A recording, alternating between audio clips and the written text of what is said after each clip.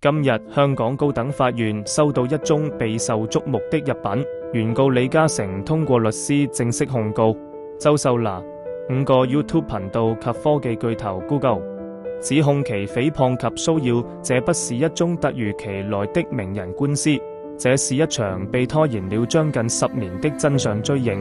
本台梳理了從2016年到2025年近10年的輿論軌跡，發現這並非一次擦槍走火，而是一條清晰可見的、精心計算的越界路線。我們把時鐘撥回2016年，那一年周秀娜有電影要上，為了搶版面，她與某傳媒合作炮製了一期封面故事，標題極具暗示性，搭上已婚超級富二代。故事沒有指名道姓，但所有線索都指向一個姓氏李。當時的娛樂版就像聞到血腥味的鯊魚，將這位深水埗富豪第二代直接標記為李嘉誠。很多人以為李嘉誠當年沒有回應就是默認，但事實並非如此。根據今次入稟狀附件顯示，同一年李嘉誠已經透過律師發出過正式警告信。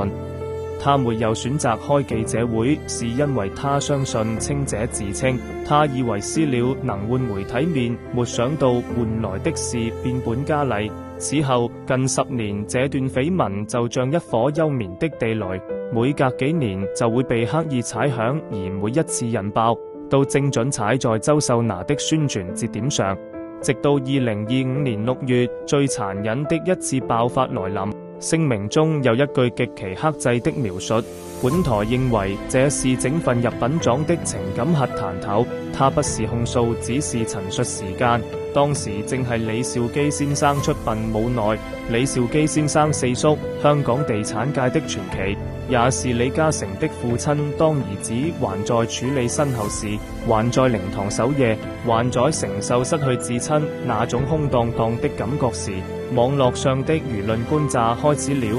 周秀娜在事先與頻道主持人對好劇本的情況下，大談被包養、秘密生子，這不是宣傳，這是葬禮上的狂歡。更離譜的是，這一次的傷害半徑從李嘉誠本人擴展到了他的家庭。有影片為了博取流量講李太刑事指控，甚至把李嘉誠已故的父母也拉下水，編造出從未發生、聳人聽聞的所謂刑事情節。從法律角度審視誹謗罪的構成要件，在此刻已完整閉合。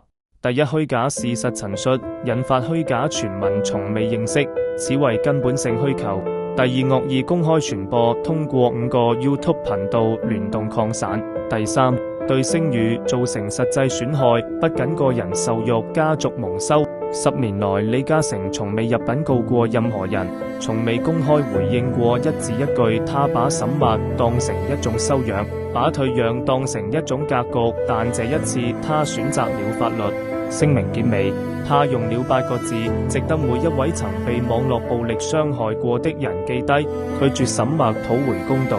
這不是名人的公關戰，這是一個兒子、一個丈夫、一個父親，在退無可退時，終於敲響了法庭的門。